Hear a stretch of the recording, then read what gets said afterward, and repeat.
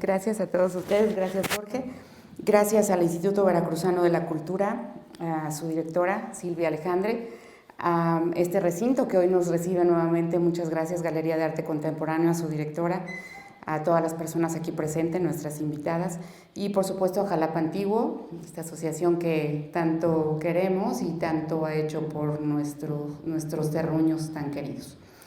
Bueno, antes de abordar este tema de Jalapa bajo el patronazgo de la Inmaculada, es evidente que tenemos que definir algunos conceptos, de tal modo que vamos a ir comenzando con esto de dogma, porque la Inmaculada tiene que ver con un dogma de la fe. El dogma, lo traje tal cual, en sentido estricto es una doctrina en la que la Iglesia proclama de tal modo una verdad revelada de forma definitiva y obligatoria para la totalidad del pueblo cristiano. Todas las religiones tienen dogmas, tienen creencias y algunas de ellas son, como en este caso, algo obligado para el pueblo que conforma esta religión. Son pocos los dogmas de fe, evidentemente, porque si no sería aquello muy complicado. Nuestra Señora tiene varios dogmas de fe. Y bueno, otro término que vamos a ocupar aquí, lógicamente, es la iconografía. Iconografía es una palabra que tiene dos piecitos o está compuesta por dos raíces, icon, que es imagen, y grafos, que es escritura. De tal modo que la iconografía tiene que ver con todas las 1000 palabras que encierra esa imagen.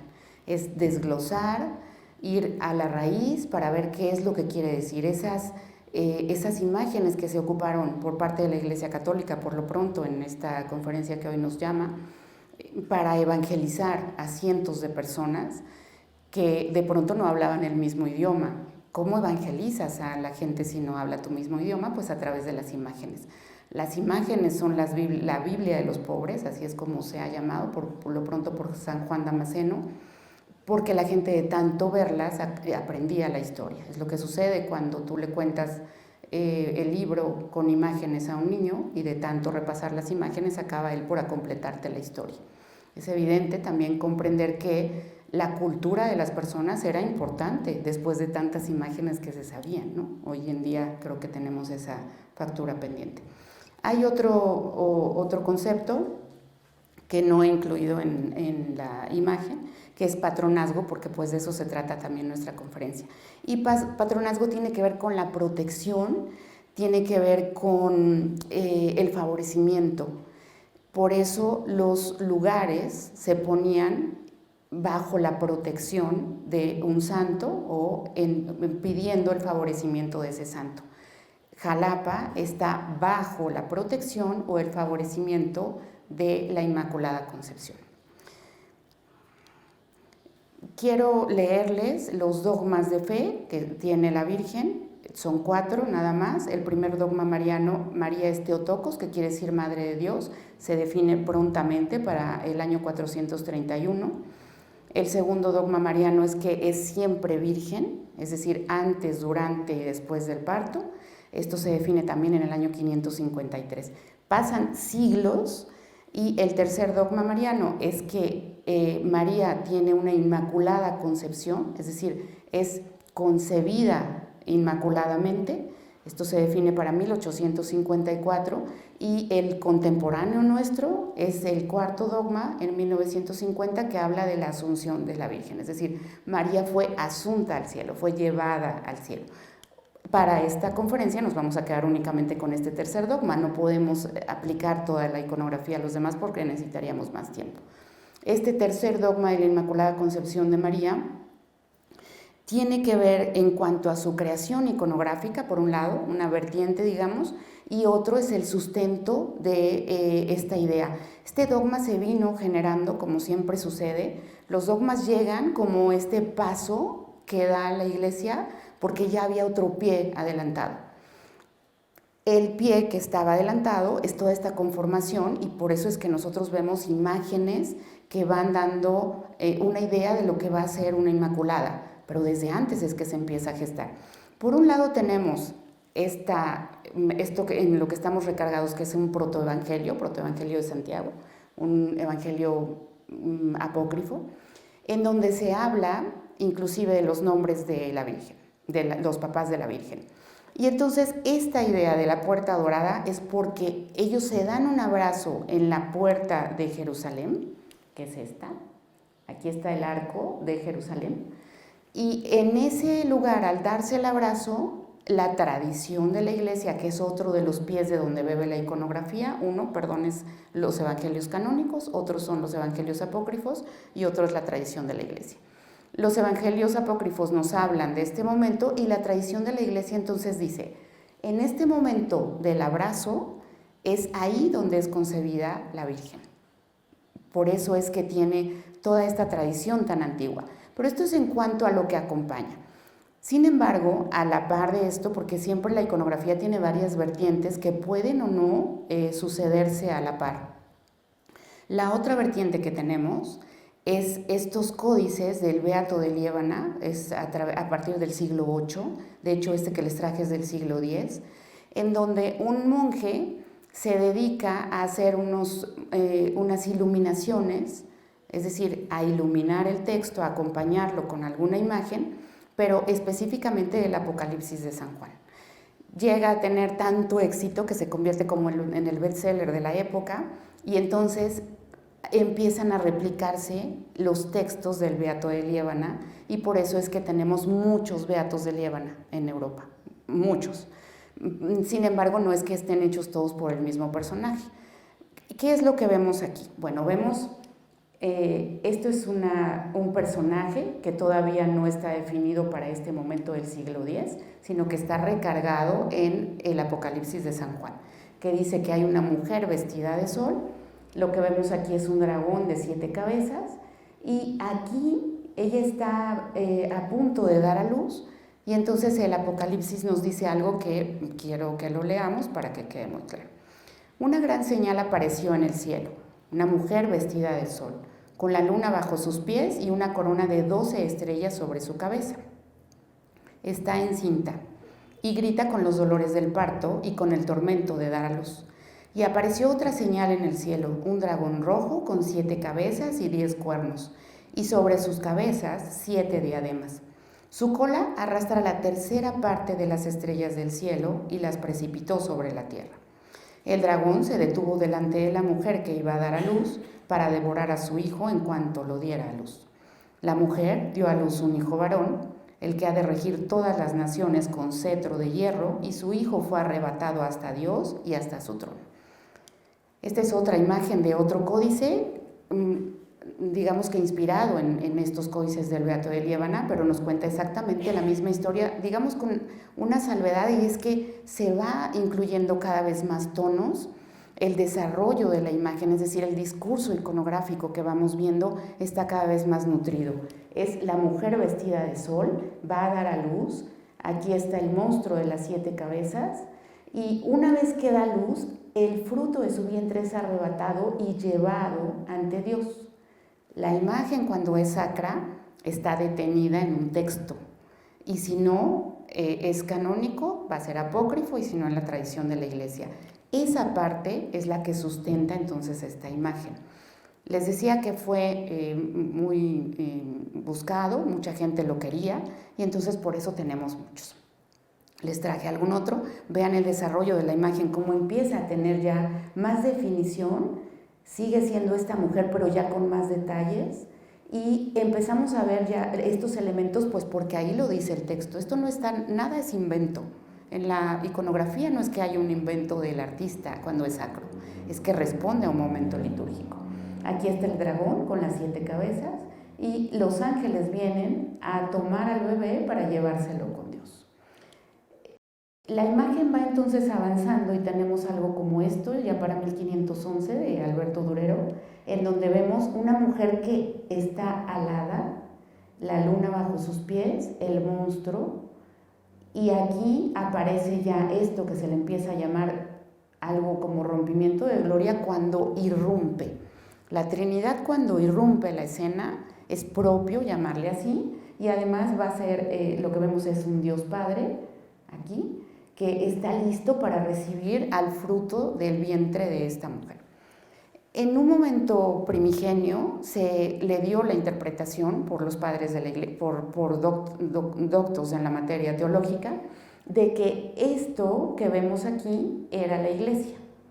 Y así se conservó. Hay comentarios que ustedes pueden ver en 1400 en donde habla o hace referencia a la iglesia. Nada más que pasa el tiempo y de pronto la imagen, no es que haya un día, el arte no es que un día es y al otro deja de ser, es que viene todo este desarrollo en la imagen y entonces empezamos a ver imágenes tan hermosas como esta, la Virgen del Apocalipsis.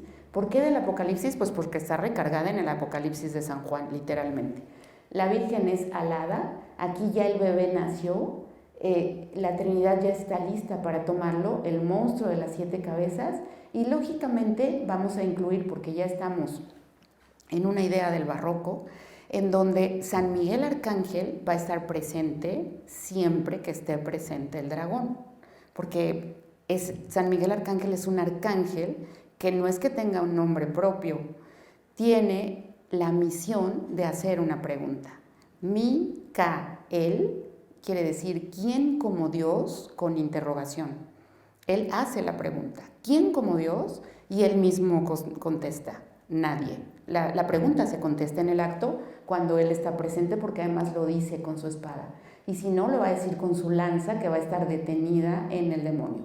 Bueno, pues él está, digamos que alrededor de esta escena.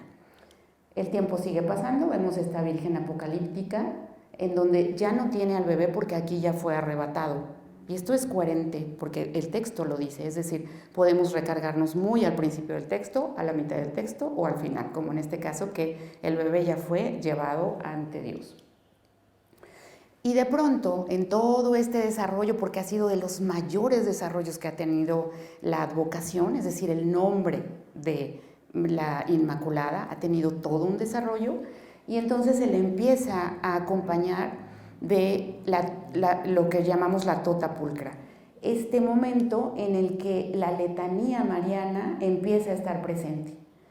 Puerta del cielo, estrella de la mañana, todos estos nombres que van acompañando a la misma persona que es María, están alrededor de ella, pero sigue siendo una virgen, digamos que apocalíptica, nada más que ya no está alada, pero está recargada aún en esta estrellita, en esta luna, perdón, y la Trinidad, que bueno, en este caso la está coronando. Cualquier advocación de la Virgen puede coronarse. En este caso es una tota pulcra coronada. Llegamos a un momento en que hubo un personaje en España que se apellidó Pacheco y entonces él dijo, bueno, a ver, yo voy a hacer un libro especial en donde en 1649 voy a dictaminar cómo se debe de escribir, se dice. Lo escribes, la imagen se escribe cuando te lo dicta la tradición de la iglesia y si no, entonces se pinta. ¿Cuándo se pinta? Cuando un artista tiene su impronta personal y la pone. Pero la manera de escribir un dogma de fe tiene que ser dictado por toda esta tradición. Y entonces él dice, bueno, la luna va a estar de esta manera, como la vemos, con las puntas hacia abajo, los tonos, este es un azul verdoso. Este color de María la ha acompañado durante siglos, que es el rojo, y las estrellas, las 12 estrellas, que tampoco es invento, sino que está recargado en ese texto apocalíptico, porque no pueden negar la cruz de su parroquia. Viene la Inmaculada con toda una tradición apocalíptica. Pero duró poco esta idea porque llega otro personaje mayúsculo que es Murillo, y entonces él va a ser el personaje que más Inmaculadas realice. Él se recrea en la Inmaculada Concepción y entonces él dice, bueno, con permiso porque la vamos a poner de blanco, el tono azul se queda, que es este manto que tiene aquí. Esto se le llama manforión, es decir, un amplio, como un camisón que cae, que cuelga de este lado. Y este, perdón, es el chitono cotón, disculpen, y este es el manforión, o como lo que cubre a Nuestra Señora. Su cabello va a ser suelto porque Nuestra Señora está representando una edad. Era una mujer muy joven, según toda la tradición de la Iglesia y los textos apócrifos que hemos leído, en donde habla de que prontamente ella sucede todo esto con ella, es decir, ella dice que sí al ángel y todo se desarrolla inmediatamente.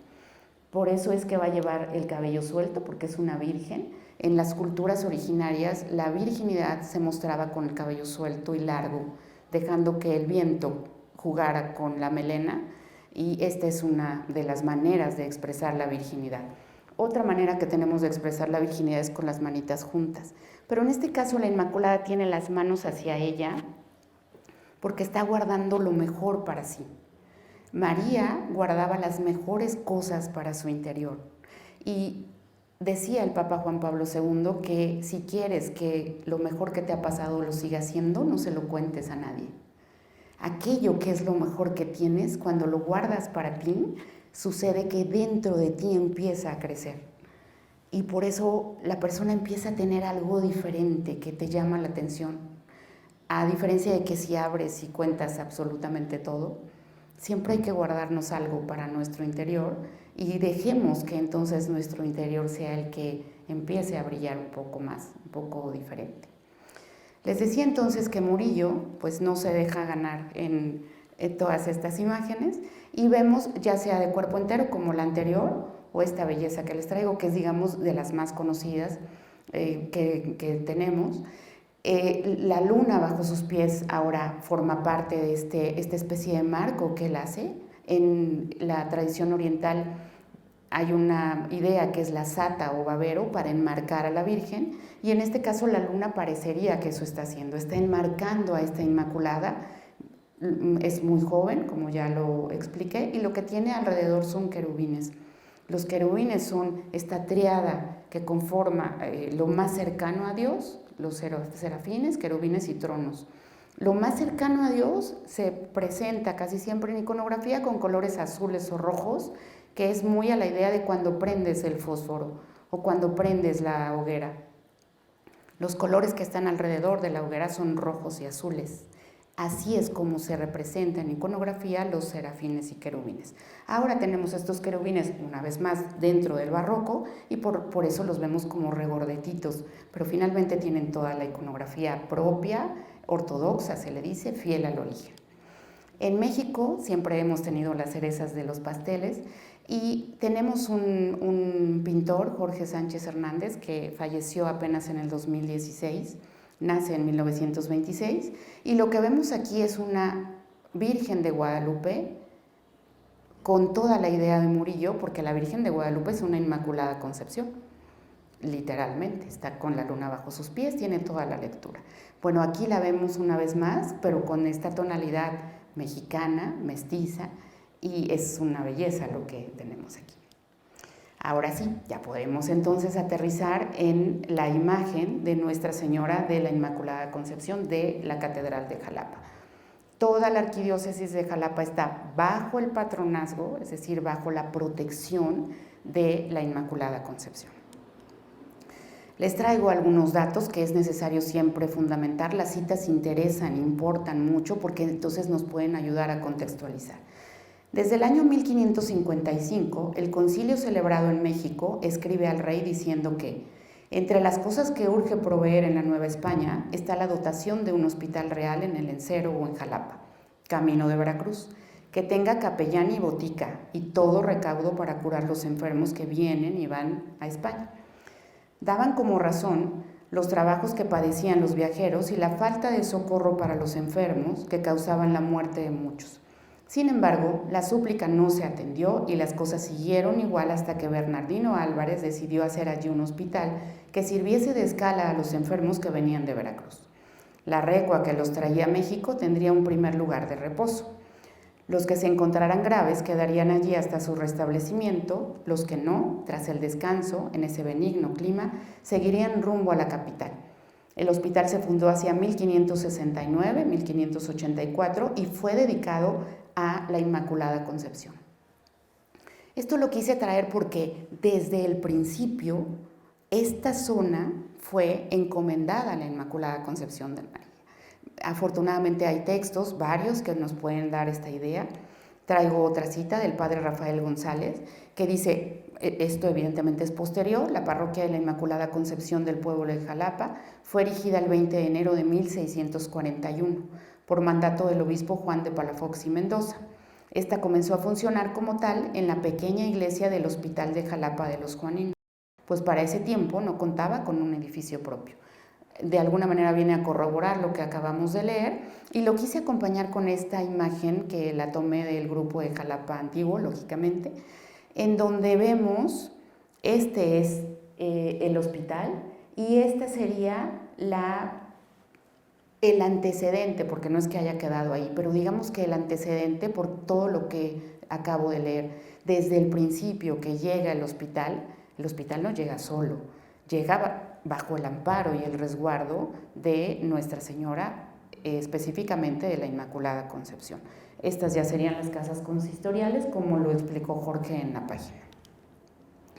Obviamente después de esa imagen pues traje algunas otras. Esta se le ve todo este estilo que tenía antes nuestra catedral, y pues quise traer la siguiente, la del siguiente siglo, que esto ya es para el siglo pasado, y basta porque no es que podamos hablar aquí de la catedral. Una vez más nos tenemos que regresar al tema que nos corresponde.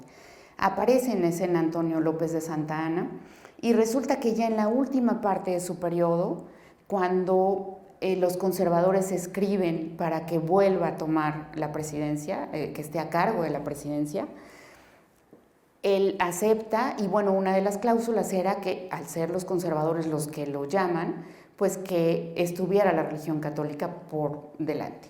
En esta etapa es que entonces manda a traer varios santos, imágenes de bulto, entre ellos la imagen de Nuestra Señora de la Inmaculada que se encuentra en la catedral. Se ubica en el presbiterio, es decir, en el lugar, el presbiterio es el lugar donde está el presbítero, el sacerdote que da la misa. Ese era el lugar de inicio de Nuestra Señora. Traigo algunas imágenes que lo constatan. Estaba como dueña y señora del lugar, porque pues así era eso. Nada más que sucede que lógicamente empieza algunas adecuaciones, más bien continúan adecuaciones. La catedral ha tenido muchísimas intervenciones, de hecho se le cambia, como todos ustedes saben, la imagen para hacerla, digamos que más actual o más moderna, y entonces se decide poner una columna de 2 metros dentro del presbiterio, pero a un lado. Nuestra Señora se ubica en una vertiente, es decir, en un vértice, viendo un poco a la feligresía y viendo un poco para el presbiterio.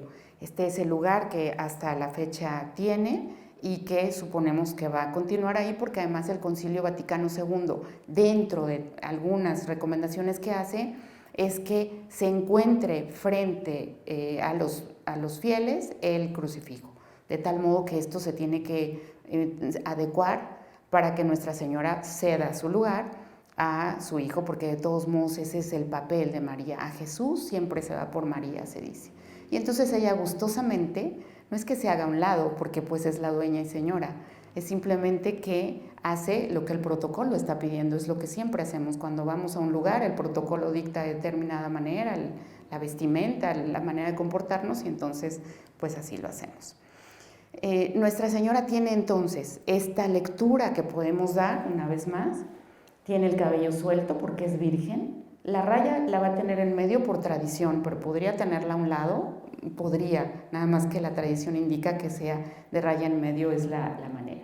Las manitas las tiene juntas hacia sí porque está guardando lo mejor para ella.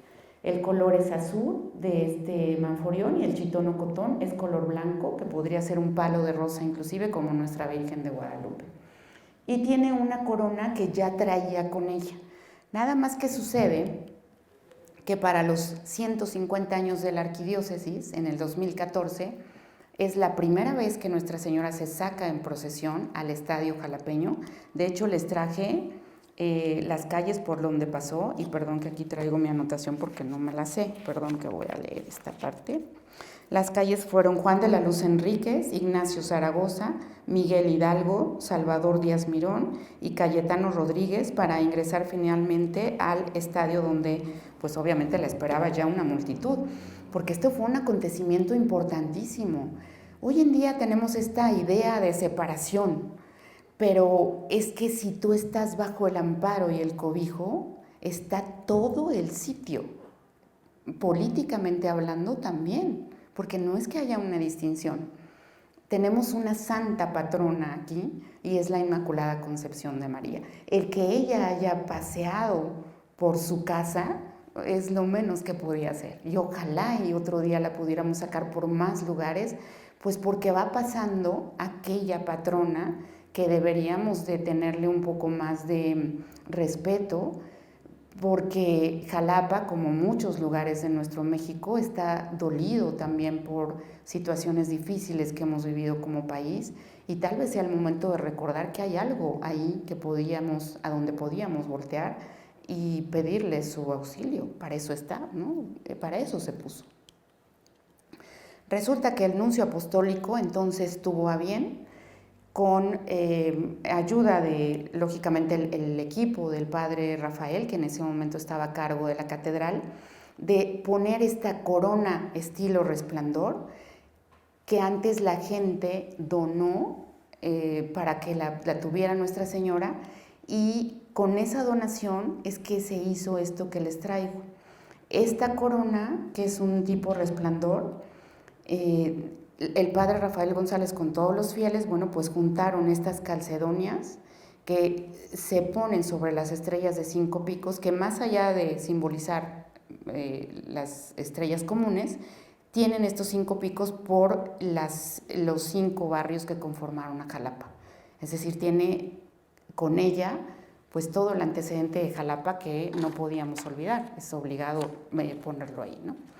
Les traigo la imagen completa de la corona para que la vean ustedes, esta corona tipo Resplandor, en todo el esplendor que debe de tener. Se desconoce el nombre del autor de esta pieza porque hubo un momento en que era demasiado ortodoxo siempre entiéndase como fiel al origen, en donde tú no puedes firmar una obra sacra, no debes de firmarla porque no puedes anteponer tu humanidad a una imagen sacra. No puedes ser tú más importante que la Inmaculada o que cualquier cosa sacra que veas. Lo sacro es sacro por sí, per se. La imagen entonces, la firma, perdón, entonces va atrás, o en estas épocas pues iba en un pergamino que después se enrollaba y se metía en el santo. En todas las remodelaciones y todo lo que las intervenciones que ha tenido esta pieza no se ha encontrado hasta la fecha ese pergamino, de tal modo que no sabemos, solamente sabemos que fue traído por Antonio de Santa Ana junto con otros santos y fue encargado en Barcelona. Eso es lo más que tenemos dentro de los registros de la arquidiócesis de Jalapa. Les traigo estas imágenes para que ustedes vean por la parte de atrás. Ahí es donde tradicionalmente podía haber estado algo guardado, o en la parte de abajo, en la base, pero pues no hay nada. Pero apreciamos esto a detalle para que vean ustedes cómo las piezas venían con una placa para más adelante se le pusiera otro tipo de corona o el resplandor como el que ahora ya tiene, y el resplandor ya la va a acompañar por siempre. Es decir, una vez que tú coronas la imagen, la corona se le queda y ella la siguiente vez, que esperemos que sea pronto, va a salir en procesión con su corona puesta, pues ya es de ella, ¿no? Ya la puede portar tranquilamente. Quiero terminar con esta oración a la Santísima Virgen, que pues evidentemente la escuchamos alguna vez siendo niños. Bendita sea tu pureza y eternamente lo sea, pues todo un Dios se recrea en tan graciosa belleza. A ti, celestial princesa, Virgen Sagrada María, yo te ofrezco en este día alma, vida y corazón. Mírame con compasión, no me dejes, Madre mía, y dame tu bendición todas las horas del día. Esta es la bibliografía que he usado para esta conferencia, y nuevamente le doy las gracias, no nada más por permitir, sino por esta manera de poder elevar la cultura. Nuestra cultura se eleva en la medida que podamos comprender que esto es parte de nosotros, es parte de nuestra historia, es parte de nuestros antecedentes como Estado. Veracruz es la puerta de entrada de la cultura, de la fe, de tantas cosas que en la medida que a todo le demos su lugar, entonces se elevará nuestra cultura completa, como si fuera un pastel, como si fuera una vianda servida en charola de plata, porque entonces no nos faltarán detalles, estaremos completos de todas las partes. Agradezco mucho nuevamente a la Secretaría de Cultura, a este recinto maravilloso, muchas gracias a su directora, gracias a Jalapa Antiguo, Jorge Díaz y a las presentes. Muchas gracias.